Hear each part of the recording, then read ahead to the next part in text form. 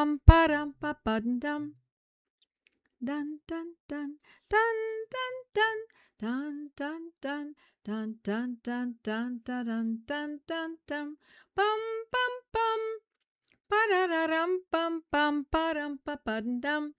Hi friends, Monday night. Hello my friends.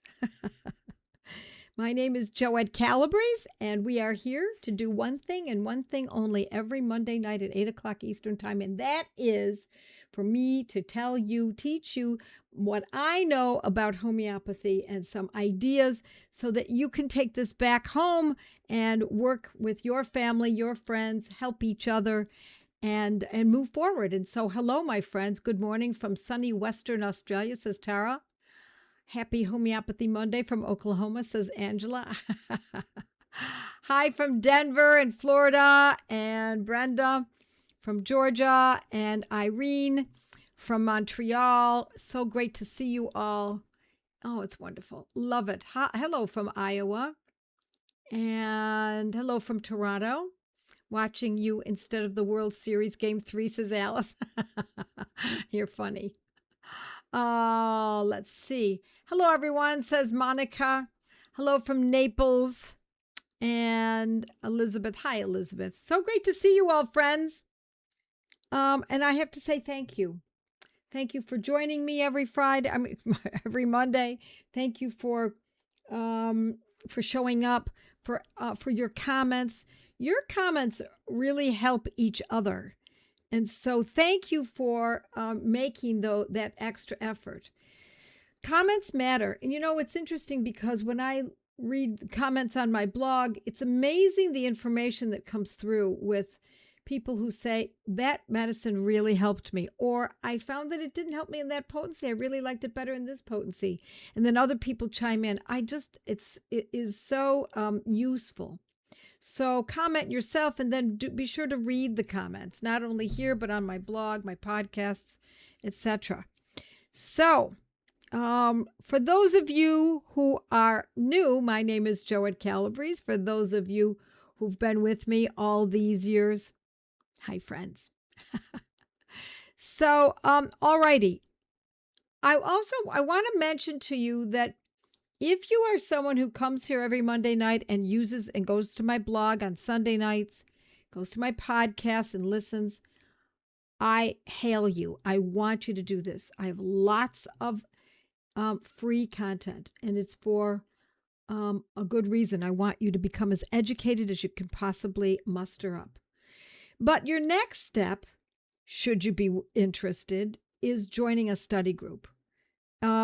The next step from Mighties, from the blog, from the podcast, is to join a gateway study group.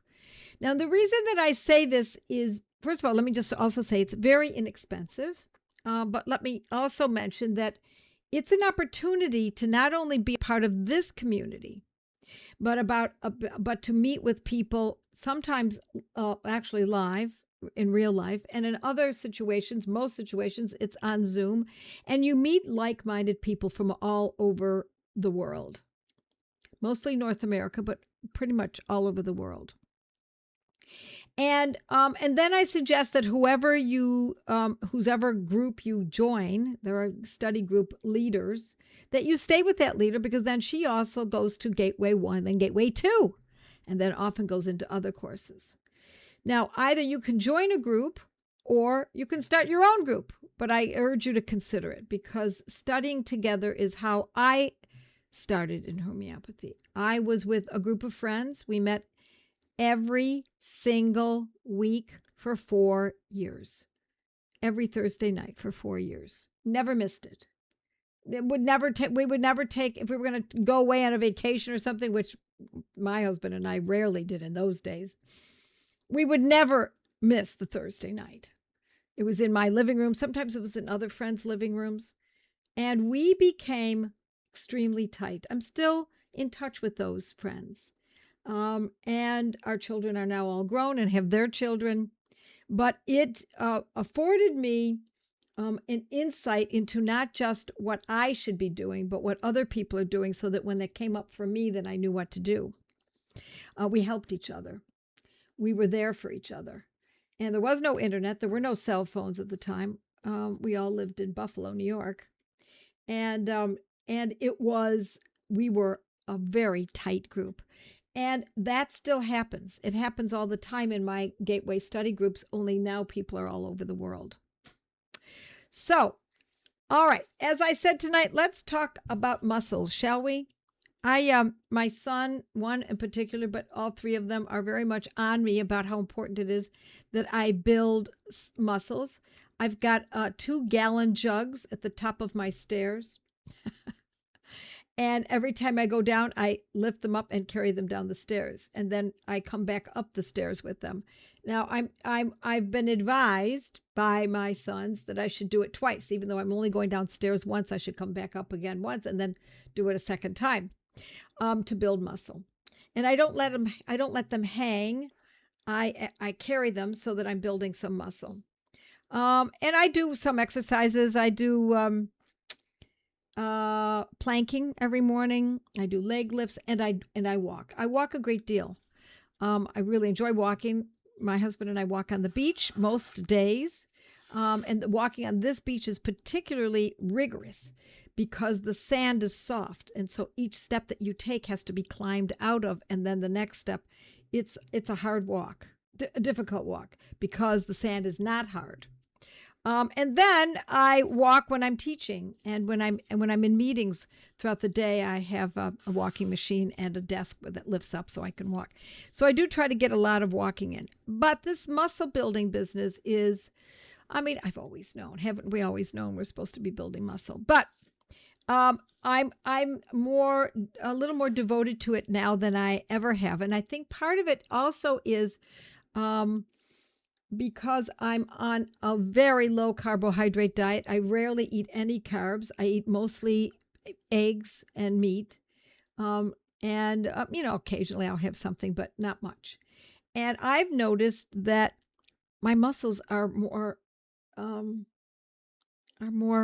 tense. Not tense in a bad way. They're more defined. It's really, I never would have expected this.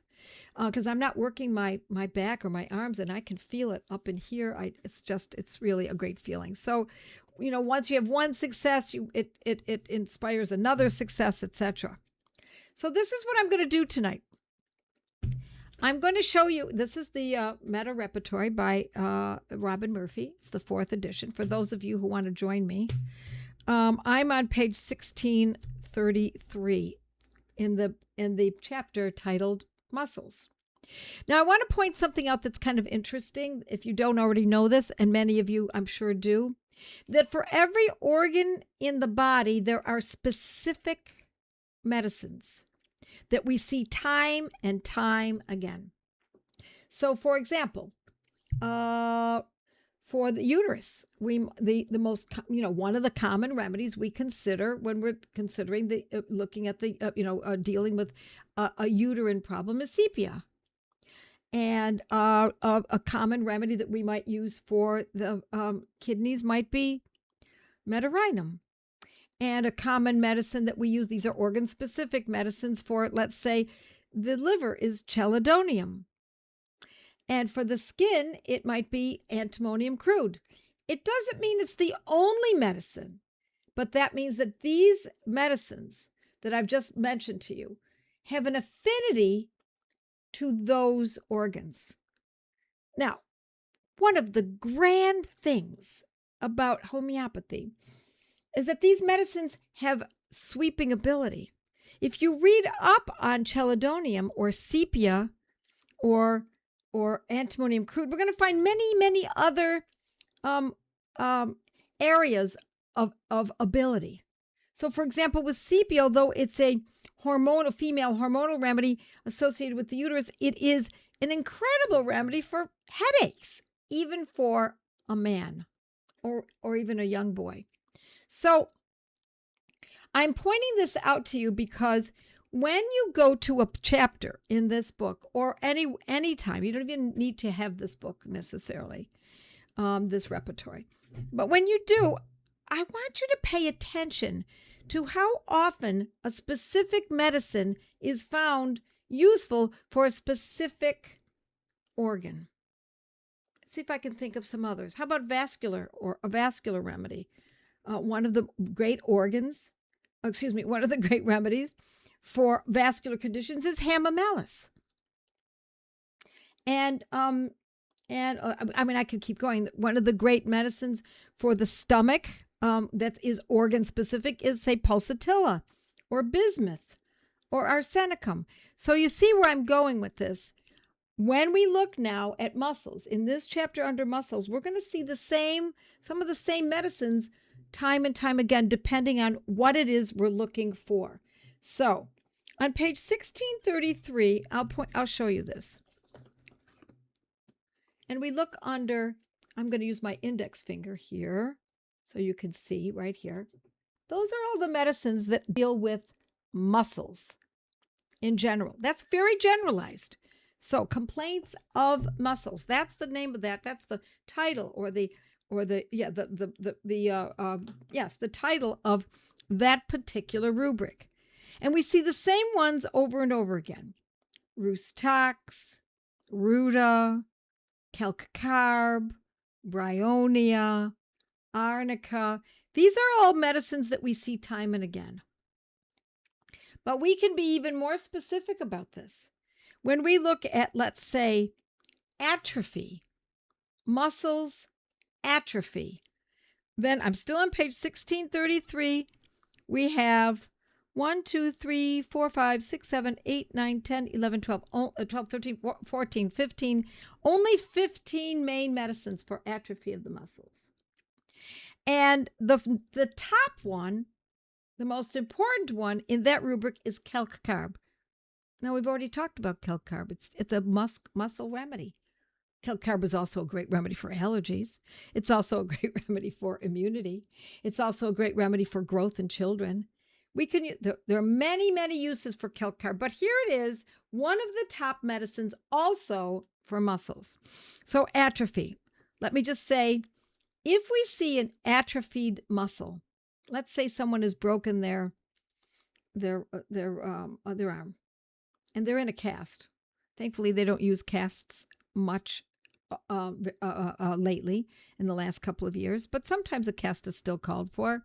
And we see that the arm has gotten very thin and atrophied. Compare one arm to the other, and it looks puny after months of being in a cast. Yes, no kidding. Could happen to a leg, etc. Now, the muscle is atrophied, and I would say probably the tendon to a certain degree too, but mostly the muscle. We could use a medicine for that. We could use calc-carb. It's the top remedy. So is plumbum, one of the other big remedies for this, for atrophy of the muscles. We could do that. Now, let me also say that my philosophy is that if we must use a homeopathic medicine, then we do. But if we don't necessarily need to, because we wait until the cast is removed and the person eats high-quality foods, lots of protein, animal protein, lots of animal fats, eggs, bacon, beef, fish, good quality cheese, that will, and the person uses that arm, not overuses it, but uses it, the muscle will grow back. Must we use calc-carb for it?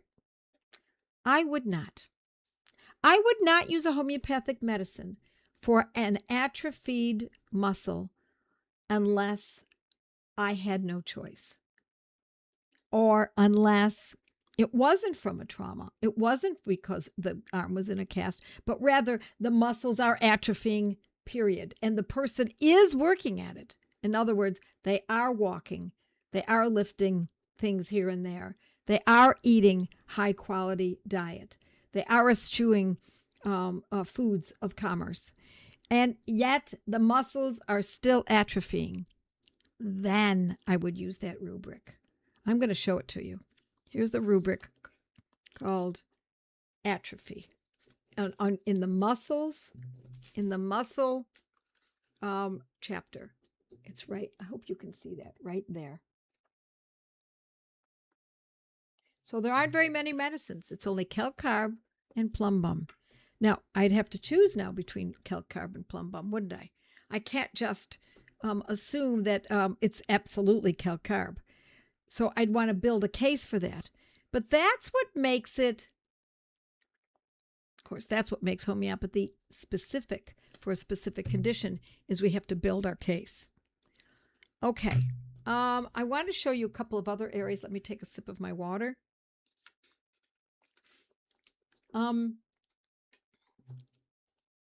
Loss of voluntary or cannot control of the muscles.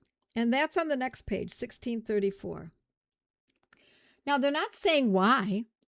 It doesn't say it's a loss of control because the person is elderly, or that person has cachexia, or the person has had a terrible infection, or the person is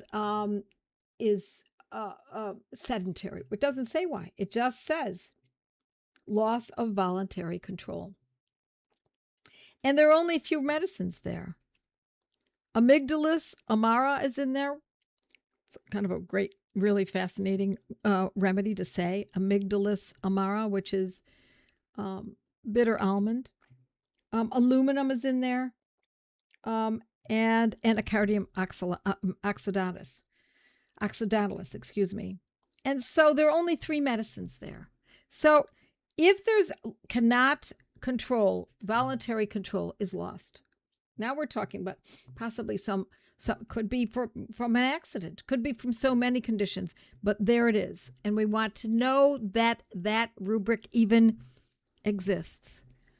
I had a couple others. Let's see, where's my page here? On page 1636, we have muscles exhausted easily from slight exertion. Here we go again. There are only a few remedies. Arnica, Ferrum metallicum. I can't read my own writing. Lac something. I don't know which lac it is. And we only have a few. That's just a few medicines. And then we also have flabby muscles. Flabby muscles. One of the most important remedies for flabby muscles is back to calcarb. Calcarb. Flabby. It's really valuable for you to know that these are potential medicines. Now, I'm going to also tell you that time and again, I for muscle and tendons and sinuous matter, I often use the remedy Ruta. And Ruta is a great remedy for muscles, but I find that it's more often used when there is an injury or overuse. It's a choice between Rus-Tox and Ruta. And so if we look at page 1637, injuries, muscles, soft part injuries to the muscles, we see, what medicine would we think of first? Arnica, right? Whether it's a bone or whether it's a muscle or a tendon or a head injury, of course, that would be bone, then we're going to be looking at Arnica montana. Such a beautiful thing. Exhausted muscle. Also, lactic acidum. Thank you. That's the lacticum acidum. I have to tell you a case about lactic acid or lacticum acidum. I had a case of a woman who had a lot of problems with her muscles, her joints, and we had used the common medicines, Rus-Tox, Ruta, Arnica, Hypericum. And she said, I have not worked out, but it feels as though I have. It feels like there's lactic acid in my joints. And she had not been working out. And we used lacticum acidum, and my friends, it took care of it within, as I recall, about 3 weeks. And it was over. I used it in a 200C, and I used it every 3rd day, just twice a week. And that made a huge difference, and it was immediate. Now, can we use lacticum acidum for the muscles if they are overused? Yes, we can. And it is an important one to consider. But I think of Arnica first. Roostock second, and I'm going way down the line. I might think of lacticum acidum. And then on page 1638, we have lifting, straining ailments from. We're still in the muscle section, okay? Lifting, straining ailments from page 1638. And the main remedies are arnica, Bellis perennis. Bellis perennis is the common daisy, and it's very closely related to arnica. Can be very often used as a follow-up to arnica, or even instead of arnica, depending on the symptoms. Bryonia. Now, bryonia is our great medicine for ailments from movement. So if it hurts as the person moves, then we know that could be the remedy. Kelp carb, of course. Roostox, Ruta. These are Hypericum, Graphites. These are all the top medicines for straining ailments from straining, lifting muscles. So interesting. All right, I'm going to look at your questions and your comments now. Let's just see what we've got. Let's see. Hello from South Florida, Indiana. Hello from Jupiter. Delaware. So important to build muscle. Hola from Mexico. Wonderful to see. Hi from Joanne. Hi from Buffalo. Yes, sepia cured my teenage son's migraines. Yes, you're right, Tara. And we always think of it as a female remedy, but it's a premier female remedy, but it can work in so many other levels. Let's see. Muscle spasms. So let's see. I'll take that into consideration. Hold on. Let's just see. Yes, Judy says my repertory is different in the 3rd edition of Murphy's. Yeah, it is. The pages are different, and it's laid out. A couple different areas are laid out a little differently too. Okay, fractured patella and in a brace for 6 weeks. Then a patellar tendon torn during manipulation to resolve scar tissue issues. So back and brace another 6 weeks before quadriceps have atrophied slightly. Kelp carb could very well be. I'm not going to tell you that it is kelp carb, but it could very well be. Let's see. Inner leg and lower quarter or outer leg cramps pop after sitting too long or massage. I am active, bike, walk, and rebound. Well, a lot of times cramps are a whole different world, and I always think of cramps as something to do with, not always, but it's the first thought. Often, my first thought is magnesium, and so then most people would dash out and buy gross magnesium, but I don't think that's necessarily the best way to do that. I think the better way to do it is to use MagPhos, magnesium phosphoricum 6X, a couple times a day. My 86-year-old neighbor has amazing fitness. She walks fast everywhere and works her garden like it was a farm. She's my inspiration. Oh, it's so nice to see people like that. So we can use lactum acidum after a workout. Well, I wouldn't say that's what that I don't want you to conclude that from what I just said. I'm not saying that you shouldn't do it, but these medicines are not like, oh, let's just take some vitamin D because we're not getting out in the sun often enough. I want you to think in terms of using, if you've overworked, you see it says lifting, straining, or ailments from, or overworking. On page 1638, I just went over some of those. Now, your question probably came in before I mentioned that page, but I would not go with it first. I would go to that, as I said, arnica, etc.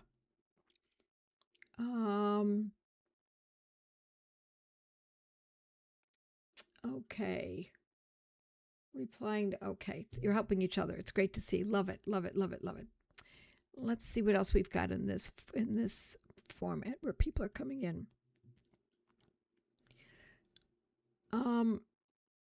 Muscle cramps. So the muscle cramps, I get those too sometimes.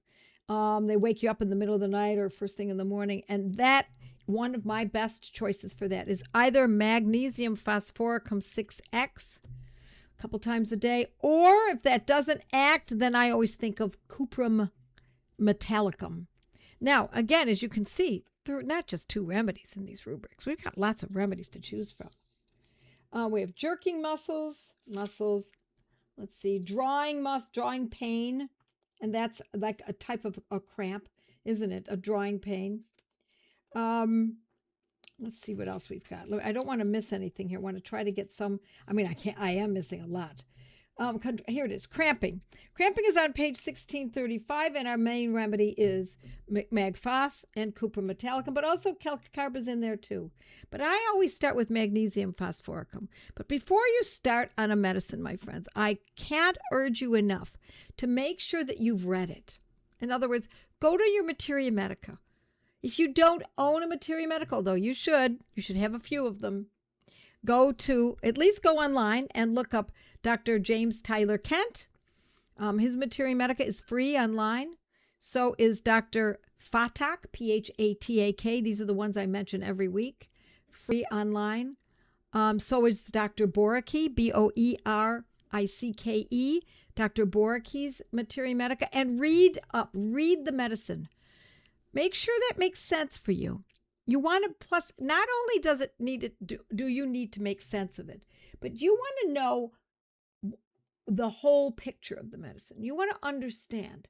You might say, oh my gosh, when I look at Magphos, it also has fluttering of the eyelids, and that happens to me a lot. Oh my goodness, could this have something to do with my needing magnesium phosphoricum? Now you've learned something. Now you've applied a medicine that is acting on 2 levels. Oh yeah, and by the way, I also have menstrual cramps. Magphos. So you see where we're going with this. I want you to be able to extrapolate what these medicines are capable of doing. Would use Magphos in a cell salt. Magphos is a cell salt, whether it's a 6, a 12, a 30, a 200, a 1M, it's still a cell salt. I think what you're asking is, would you use it in a 6X or 6C? Yes, that's what I mean. Yes. Could also be used in a 30. Yes. I had success with Bryony and Arnica for my torn or sore something, or rotator cuff. Problem is I keep re-injuring it when lifting groceries, etc. Yeah, you have to take it easy. Make sure you're taking it easy. And you do want to use those as needed. But here's the thing. You can still use Bryony and Arnica. You can still use them as needed. You don't necessarily take them every day, but when you overlift, then that day you take a couple doses. And hopefully by the next day it's much improved. If not, then you carry on until it works. My trouble is that I can build a case for just about any remedy for any condition. That'll change, Elizabeth. I know that is the way. It is. I'm laughing because it's common.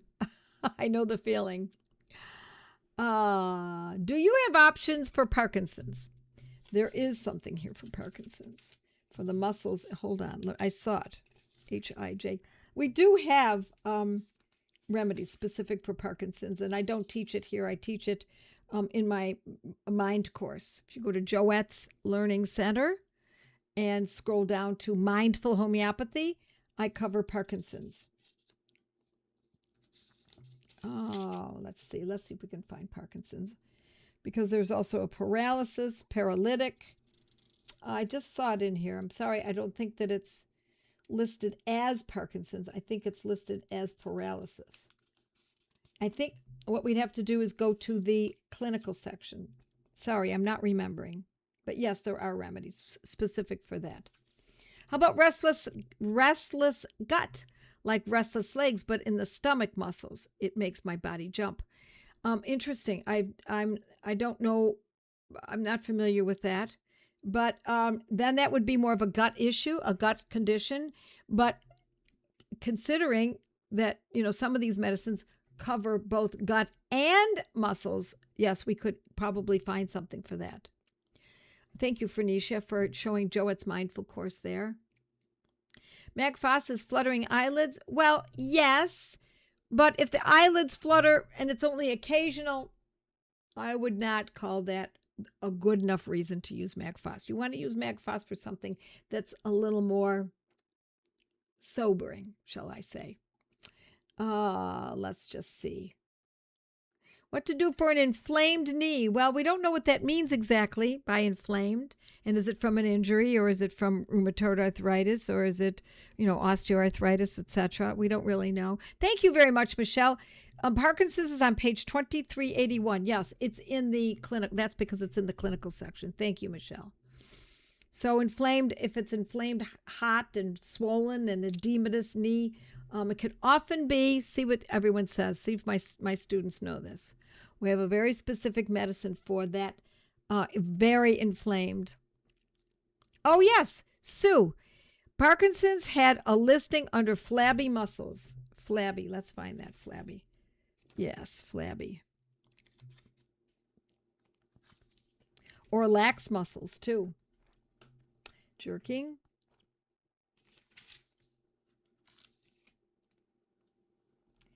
H, A, B, C, D, E, F. Flabby. Okay, that's where I saw it. You're absolutely right. Page 1636.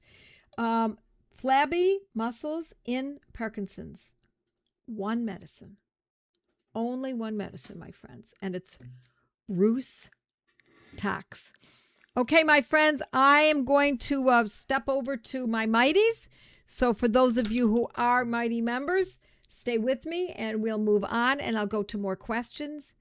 And I will be waiting for you on the other side.